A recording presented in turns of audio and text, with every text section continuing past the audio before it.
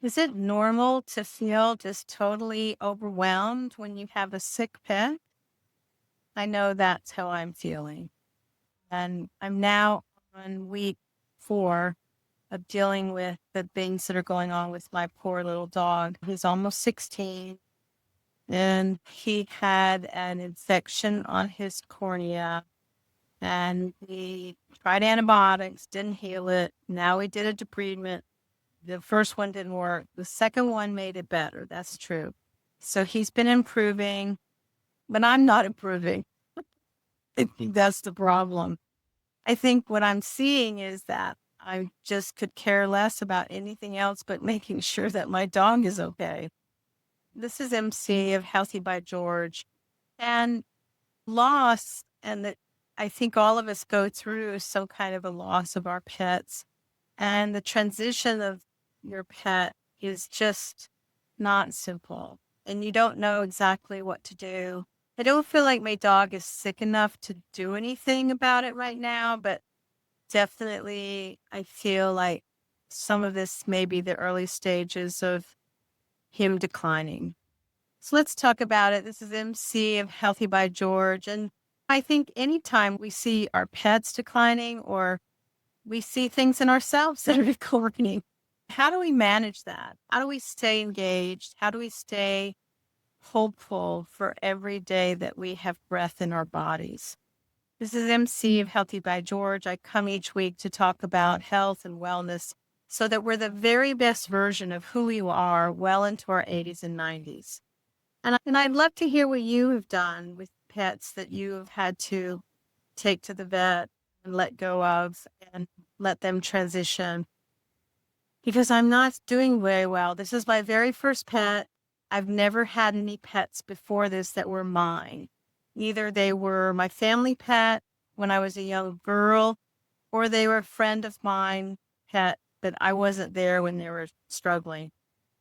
And I think this is my very first pet that I've had, and I've had him now going on almost 16 years.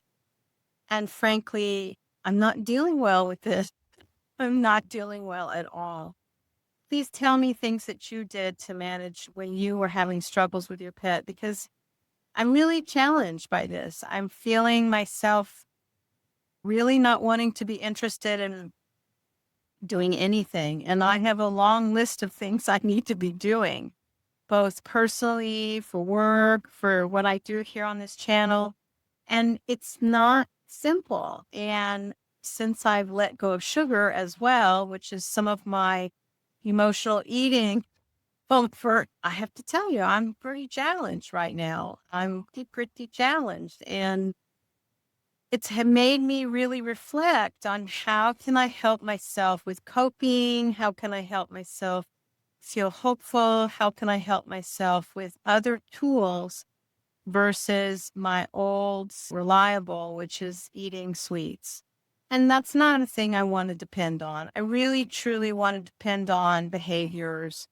I want to depend on things like meditation and mindfulness and self hypnosis, which I really work on, and all the things that I'm very aware of as a behavioral psychologist. I know these things work, but they only work it if you work it. That's really the key in any kind of behavioral modification. The only thing we know that is true is that if you work it, it works. I think that's what they say in Alcoholic Anonymous, if you work it. So I think that's the struggle, is that I'm seeing my poor sweet pet. His eye is getting better. He's not as blurry. But every now and then I catch him like sticking his head in the corner and not going anywhere. And then today, after I thought his stomach was really resolved, guess what? It's all come back. He's got diarrhea again and vomiting. And now I have to go to his regular vet this week and see what we need to do about this stomach issue. Maybe I do have to keep him on a regular, some kind of special diet. Aging for all of us, whether it's our dogs, whether it's our loved ones, it's not a simple deal. It really isn't. It's a day by day thing. And sometimes the issues well up and I feel a little overwhelmed. And so what do you do when you're overwhelmed? I'm taking time for myself, journaling.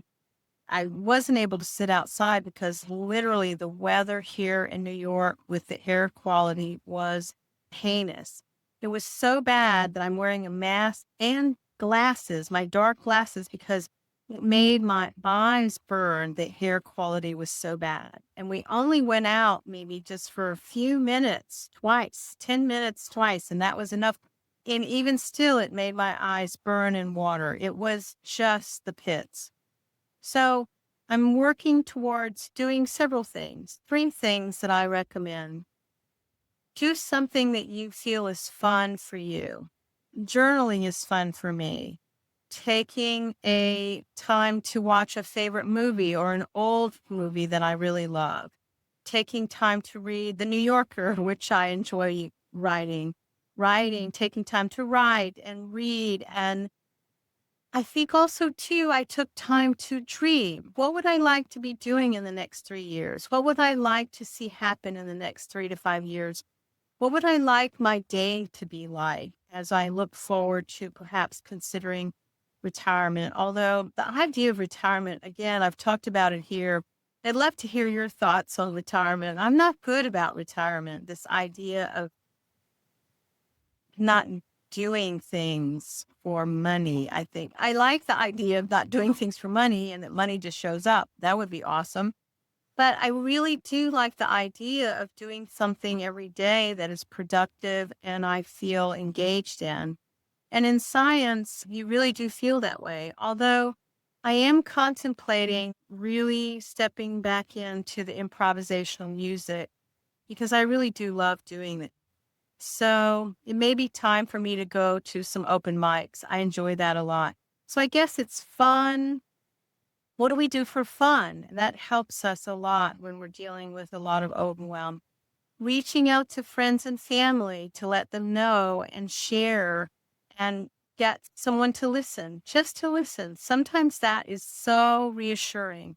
Someone listening, someone caring. And I think the other thing is doing things that care for myself and paying attention and loving on my sweet dog, Petey. Sweet Pete, he's here sitting by my feet, and I would pick him up and show you, but he gets so distressed when I pick him up. He hates being picked up. I think he was dropped when he was a puppy. So I would love to hear your ideas about how you manage stressful times in your life, whether it's a loved one that you know that's going through a challenging health time or emotional time, or you have a loved pet that's going through a challenging health moment. I know that this will get better, my hopes are, because nothing is serious. It all seems very treatable. But I think often when we encounter things that are treatable, we also start to think of the what ifs. It's hard not to, right?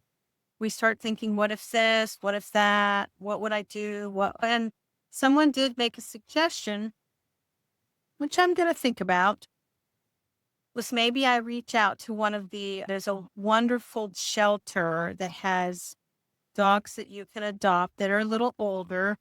I think it's called Pets Friendly. I have to look at the website. And maybe it's time to give Petey a little friend, and that might help him. Today, when we were walking, there was the cutest little female. I think she was part Chihuahua and maybe something else. And all of a sudden, he perked up. They were playing a little bit and being playful. And I thought maybe that might be something that both of us could enjoy. He could have a little friend. I could have a new dog that I could start nurturing and incorporating into the family. I'm not sure. I'm feeling a little overwhelmed by that idea as well. We have to get past where we are right now with all the health issues.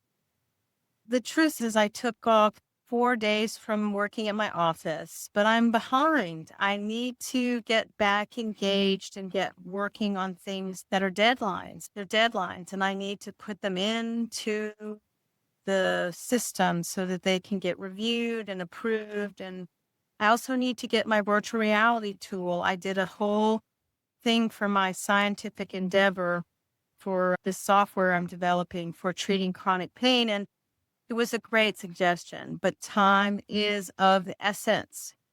So I am looking for ways to help myself get over this bump of sort of disappointment. And it's really fear. It's fear of the unknown. You don't know what's happening with your pet. Sometimes you don't know what's happening with your body. And frankly, that's probably going to be part of it as we get older. There's a lot of unknowns. And I'm sometimes pretty good with unknowns, but sometimes when it comes to my poor pet who can't tell me how they're feeling, the unknown sucks, frankly. I'm dealing with a lot of unknowns for my pet that really suck. So I'm working to make him comfortable, keep him having some cool water. I'll call the vet tomorrow and see if they have some suggestions. Maybe we'll go into his regular vet to get his stomach issue re-looked at. Although he was doing really well, now all of a sudden it's flared up again. So I'm not sure. Is it all the medicine? I thought maybe it was the pain medicine, but maybe not. Either way, we have to recognize where we are when things are bumpy. And that's part of life, right? There's going to be always bumpy things. And I love my dog, and I also need to love myself and focus on some self-care as well. And that means those three things: reach out to a friend, share, do things that are fun for us, that we enjoy, and take time to acknowledge where we are. Those are the three things that we really truly can do. Acknowledge where we are. Use mindfulness practice as a way of saying, this is where I'm at, and it's okay. And things will reveal themselves slowly over time, and you will know the action that you need to take. And I reassure myself in that way. So please be well, my friend. We have this one precious life. Let's live it to the fullest. Let's welcome each day with tons of opportunity and curiosity. I'll see you next time. Bye-bye. So thank you so much for joining me at Healthy by George. I hope you found the information inspiring and that it encourages you on your wellness journey. Because remember, your body, your well-being are a most precious gift, and every tiny action taken daily can make a huge difference. I hope the information here is educational purposes and is not meant to replace your medical care. See your doctor and talk about what works for you. If you enjoyed today's content, don't forget to give it a thumbs up and subscribe to my channel. Your support means the world to me, and it helps me continuing creating content that inspires and empowers you to live your best life. Goodbye for now, and join me again at the next Healthy by George.